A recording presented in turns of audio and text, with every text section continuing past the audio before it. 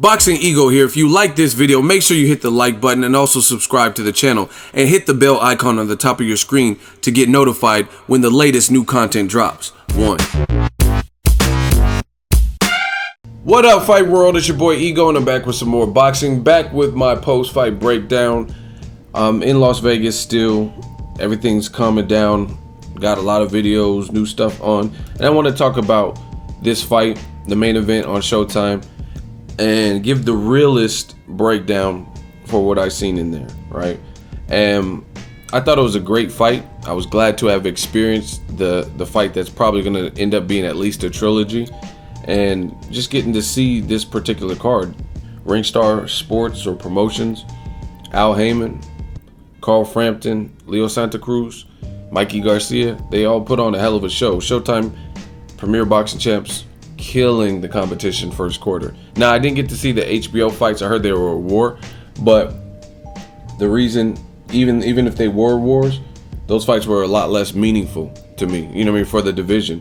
Like Francisco Vargas, him losing, that's meaningful because he was the WBC champion. But as far as Takashi Miura, I mean, Vargas already beat him, and I don't even know either of the guys that were really opposite Vargas and Miura, right? But obviously the Burchelt did his thing because he beat Vargas. But again, I haven't seen it. I heard they were wars. I just still think these cards were just more meaningful. You know what I mean? Leo Santa Cruz, Carl Frampton are in the division with Lee Selby, who I interviewed, Gary Russell Jr., right? Oscar Valdez. There's just so many names right around there, right? You have Lomachenko just above it. You have Rigondeaux just under it, you know what I mean? So I was really intent on watching this. But as far as the fight, it was a good fight. It didn't have quite as much action. It had action, don't get me wrong, but I think the first one, there was no game plan. This is what you usually see in rematches, right? Because both fighters have experienced whatever they experienced in the first fight. Carl Frampton beat Santa Cruz. Santa Cruz was contemplating retirement if he were to lose. Like, what else? What do I have to fight for if I can't beat this guy? I mean, then I don't know. So that's what he said post-fight when we interviewed him. That's what he was putting in his head, like, this is all or nothing. So usually you see guys make adjustments and they don't want to. Leo Santa Cruz tasted career defeat, so he's not anxious to get a number 2 in the loss column on his resume, so he came correct. And I thought Leo Santa Cruz did good. I thought it was a close fight. I don't think it was as close as the judges had it. So I thought, for me, Leo Santa Cruz won the first 3 rounds easy. And it was apparent that Leo Santa Cruz did his homework in those rounds, right? Because he was fighting a bit taller. He proved a lot of people wrong to me, because Leo Santa Cruz actually outboxed the guy who's a slicker style boxer, right? And that was Carl Frampton. And just to add this to the equation too, because anytime you have a close fight, Ward Kovalev or whatever fight, there's always going to be some controversy. But the good thing with this particular fight is post-fight, Carl Frampton acknowledges that Leo Santa Cruz was the better man on the night. He acknowledges that he lost the fight and the decision was fair. He says, hand over heart, the decision was fair, and I want to do it again. And I've been on the road. I've been a road warrior. So let's take it to Belfast, where I'm from, and have the trilogy in Ireland, which is a good idea. You know what I mean? It would also obviously be a sellout, and the first 2 fights were entertaining. But I respect Carl Frampton. I don't know if I said Froch earlier, but I respect Carl Frampton. He was there, actually, Carl Froch. But I respect Carl Frampton for doing that. And if more fighters were perhaps honest, then you wouldn't have dumbass fans who are like still raving and ragging about Ward Kovalev, because it's almost an unwritten rule in boxing that if you lose in a close fight and you weren't like knocked down or knocked out, then you just say, oh, the other person ran, or oh, it was a robbery. You know what I mean? And we see it too many times in boxing. But I really feel like if more people were a bit more genuine and honest about it, then there wouldn't be anything for fans to be arguing about in the comment section. People would just accept it for what it is. Like, okay, Frampton lost. You know what I mean? So I respect Carl Frampton for doing that and clearing the air and saying, hey, I lost the fight fair and square. The decision was fair. He got off to a better start. I didn't get off to the start that I wanted, and it is what it is. I don't like to lose, but it is what it is. So I respect the hell out of both of them for this. Leo Santa Cruz, he said he's a warrior. I didn't want to lose this fight. I couldn't lose this fight. And he also offered to have a rematch with Frampton, because Frampton gave him an immediate rematch. You know what I mean? Frampton could have been like, oh, see, this is what happens in boxing. This is why I respect these two. Because one, they gave us two great fights, fought like warriors, mixed it up, tried different things. But also just the demeanor leading up to the fight. They were very respectful for the other person. They knew the other person was a warrior. And yet and still, you see in boxing, and trust me, I call on my channel, this is my channel. Nobody else runs it. I don't get paid from any promoter, none of the dumb stuff some of you guys say in the comment section. I can say what I want when I want. And I know that Guillermo Rigondeaux was ducked by both of these fighters. I do believe that. I believe Rigondeaux would beat both of these fighters, right? But irregardless to that, we're talking about this particular fight, right? And this is the fight at hand. And the thing that I respect about this is the fact that, like, there's champion, like, again, aside, like, ducking Rigondeaux aside, avoiding that particular fight for you didn't like his style or it's not a money fight or whatever the situation is.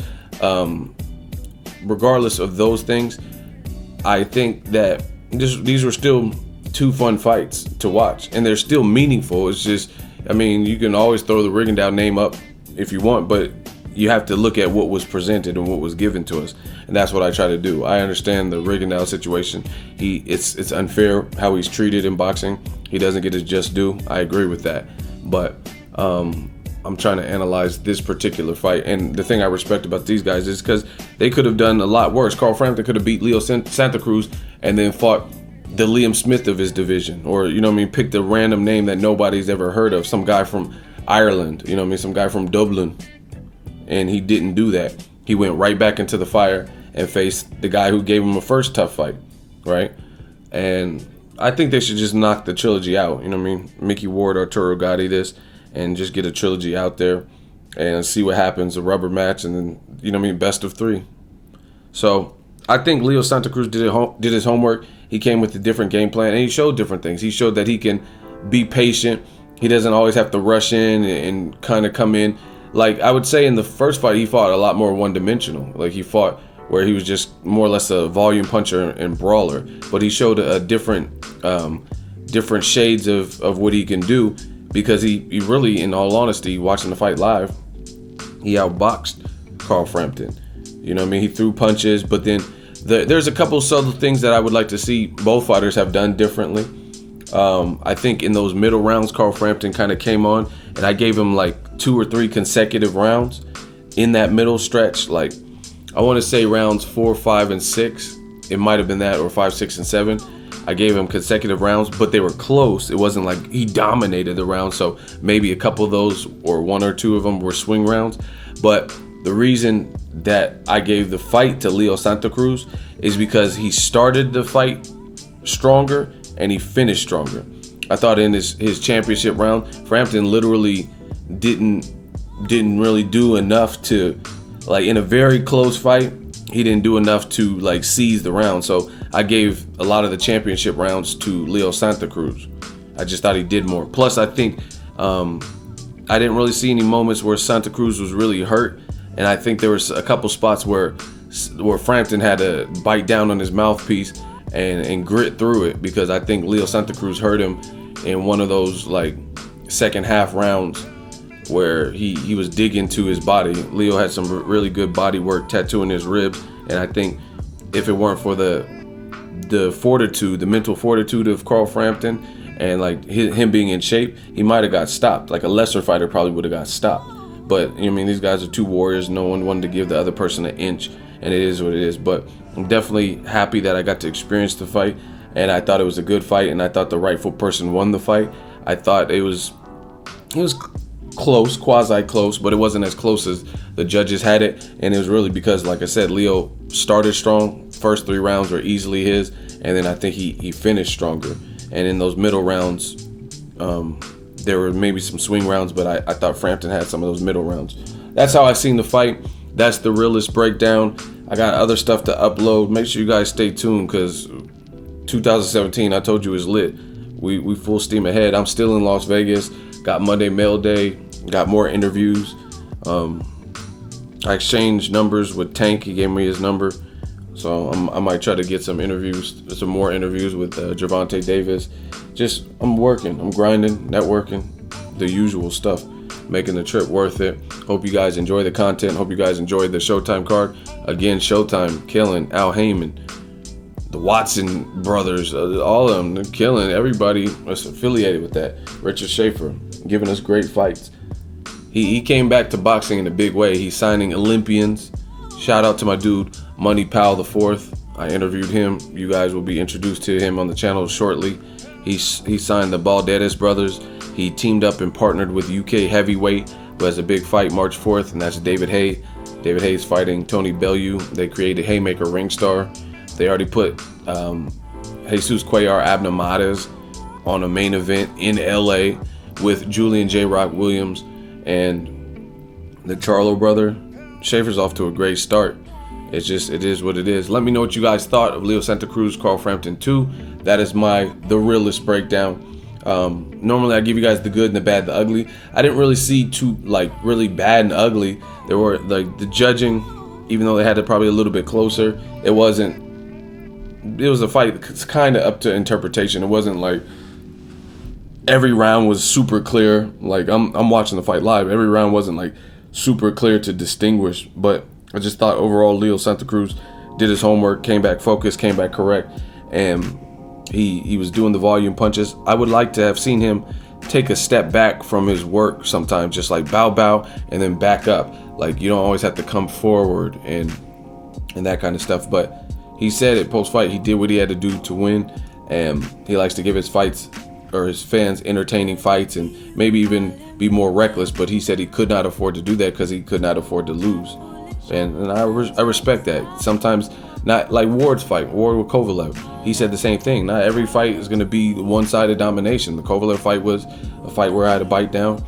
You know what I mean? You can't expect Leo Santa Cruz versus Kiko Martinez every time around. Especially Kiko Martinez had been stopped by Frampton and lost to Frampton again, and been stopped by Scott Quigg by the time Leo Santa Cruz faced him. So, yeah, rightfully, Leo Santa Cruz stopped him. But when you elevate the competition, Frampton was a champion. You know what I mean? He's in shape. He's a good boxer. One thing I did like about Frampton too, he has slick upper body movement. Like, there's some sequences where he was causing Leo to miss wildly, and Leo needs to work on his accuracy and in those type of exchanges. So you don't, you know what I mean? It makes you look foolish when someone's making you miss like that. You're trying to get him on the ropes and you're throwing 6 or 7 punches. You should probably like pace yourself. But then, to Leo's credit, him with his height and stuff, there was some times in his counter punching and body work, there were some times where Frampton was barely missing too. So it was a fun fight. It was cagey, scrappy. I'm down for the trilogy. That's my breakdown. Drop it in the comment section. Make sure you share the video, like the video as always. Hey, comment, and subscribe. Till next video's Ego signing off.